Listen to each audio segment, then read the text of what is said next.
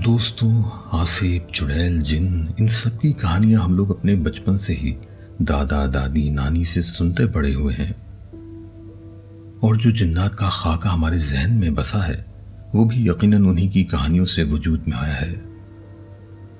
ہمارے محترم امجد حسین بھائی کو ان کے مرحوم دادا نے یہ حقیقی واقعہ ان کے بچپن میں سنایا تھا، تو انہی کی زبانی آگے سنتے ہیں۔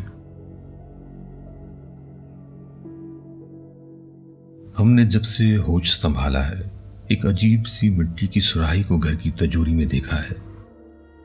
اکثر خیال آتا ہے کہ اس سراہی کا تجوری میں کیا کام ہے۔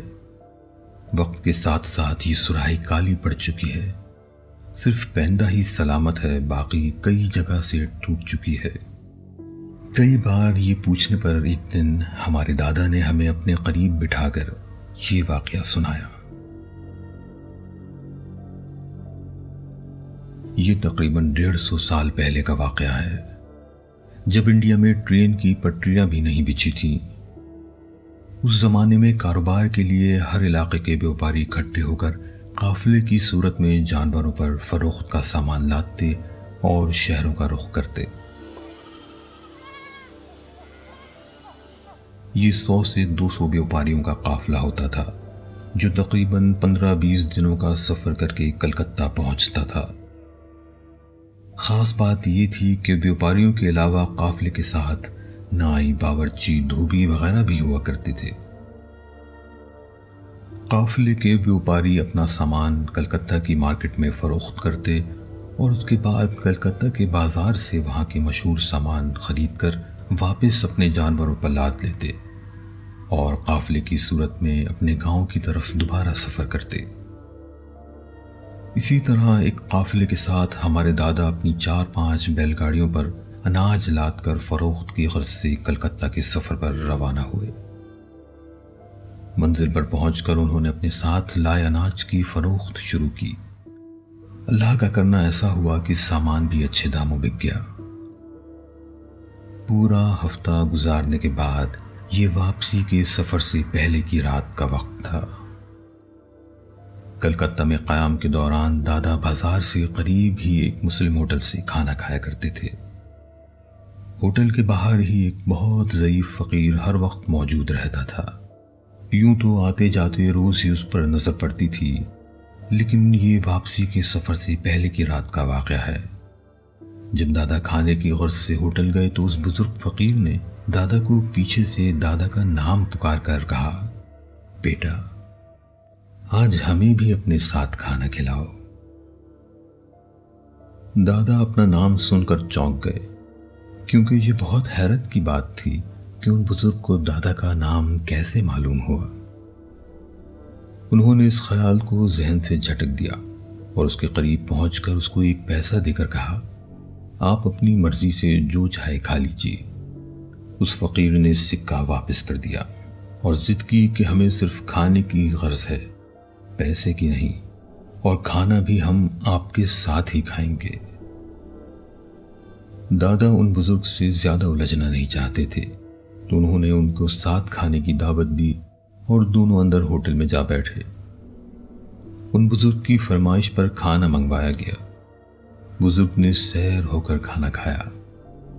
کھانے کے بعد دادا ان کو سلام کر کے اٹھے اور بل پے کر کے جیسے ہی ہوٹل سے باہر نکلے، ان بزرگ نے دوبارہ دادا کا نام پکارا اور قریب چلے آئے۔ کہنے لگے، آپ ہمیں تمباکو والا پان بھی کھلائیے۔ دادا جو جلد سے جلد اپنی رہائش پر پہنچنا چاہتے تھے تاکہ کل صبح کے سفر کا انتظام کا جائزہ لیا جا سکے، وہ زچ ہو کر کہنے لگے، چلیے یہ خواہش بھی پوری کیے دیتے ہیں، پھر آپ ہمیں اجازت دیجیے گا۔ دادا نے پنواڑی سے ان کو پان لے کر دیا اور اپنی رہائش کی طرف جانے کو مڑے۔ ابھی 2 قدم ہی بڑھے ہوں گے کہ بزرگ نے دوبارہ دادا کا نام پکارا۔ اب کی بار دادا جھنجھلا کر پیچھے مڑے تو بزرگ کہنے لگے، اب ہمیں تم سے کچھ لینا نہیں، تم کو کچھ دینا ہے۔ دادا جو ان بزرگ سے اب پریشان ہو چکے تھے، ان کی بات سنی انسنی کرتے ہوئے اپنی رہائش کی طرف بڑھ گئے۔ کچھ قدم ہی آگے بڑھے ہوں گے کہ وہی بزرگ ان کو اپنے سامنے کھڑے مسکراتے نظر آئے۔ دادا اب حیران تھے کہ ان کو میں کافی پیچھے چھوڑ آیا ہوں اور یہ میرے سامنے سے کیسے آ سکتے ہیں۔ وہ بزرگ مسکراتے ہوئے کہنے لگے، ہم تم کو ایک تحفہ دینا چاہتے ہیں۔ یہ ایک چھوٹی سی آیت ہے جو ہم تم کو بخش رہے ہیں۔ جب کبھی تم کسی بڑی پریشانی میں ہو اور کوئی راستہ نظر نہ آتا ہو تو اپنا مسئلہ ذہن میں رکھ کر یہ آیت پڑھتے ہوئے 3 بار تالی بجانی ہے۔ دادا نے وہ آیت تو پہلے بھی قرآن میں پڑھ رکھی تھی، اس لیے ان کی یادداشت میں تو وہ آیت آ گئی تھی، لیکن ان بزرگ کو نظر انداز کر کے دادا اپنی رہائش کی طرف بڑھ گئے تاکہ صبح کے سفر کی تیاری مکمل کر سکیں۔ دوسرے دن سفر شروع ہوا اور 15 دن میں وہ اپنے گاؤں جا پہنچے۔ اس وقت ہمارے دادا کی کریانی کی دکان تھی۔ دکان پر ایک ملازم تھا اور گھر میں صرف دادا اور دادی تھے۔ ہمارے والد پڑھائی کی غرض سے بنارس میں رہا کرتے تھے۔ دن گزرتے گئے اور ان بزرگ کے نقش دادا کے ذہن میں دھندلے ہوتے گئے۔ ایک روز کسی گھریلو معاملے پر دادا اور دادی میں تکرار ہو گئی اور اتنی بڑھ گئی کہ دادا ناراضگی میں اپنی چارپائی لے کر دکان اور گھر کے درمیانی حصے میں لیٹ گئے۔ ان دنوں دادا کی طبیعت کافی ناساز تھی۔ کروٹیں بدلتے بدلتے کسی پہر ان کی آنکھ لگ گئی۔ رات کے کسی پہر پیاس کی شدت سے آنکھ کھلی، لیکن جسم بخار سے تپ رہا تھا اور کمزوری سے اٹھنے کی ہمت نہ کر پائے۔ پیاس اس شدت کی تھی کہ دادی سے ناراضگی کو ایک طرف رکھتے ہوئے انہوں نے آواز دینے کی کوشش کی، لیکن کمزوری کے سبب آواز اتنی ہلکی نکلی کہ دادی تک نہ پہنچ پائی۔ دادا کو لگا اب ان کا آخری وقت قریب ہے۔ وہ چارپائی پر سیدھے ہو کر لیٹ گئے۔ مختلف خیالات ذہن میں آنے لگے اور ان کو کلکتہ کے بزرگ کا بھی خیال آیا اور ان بزرگ کی بتائی ہوئی آیت بھی۔ دادا نے بے خیالی میں ایک بار وہ آیت پڑھ کے تالی بجائی، لیکن سناٹا چھایا رہا۔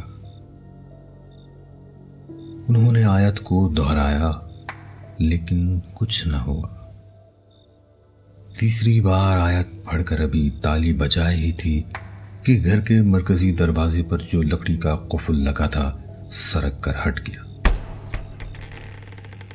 آہستہ آہستہ دروازہ پورا کھل گیا اور سامنے ایک بہت ہی بزرگ خاتون جن کی کمر دوہری ہوئی تھی، سفید کپڑوں میں ملبوس، اندر داخل ہوئی۔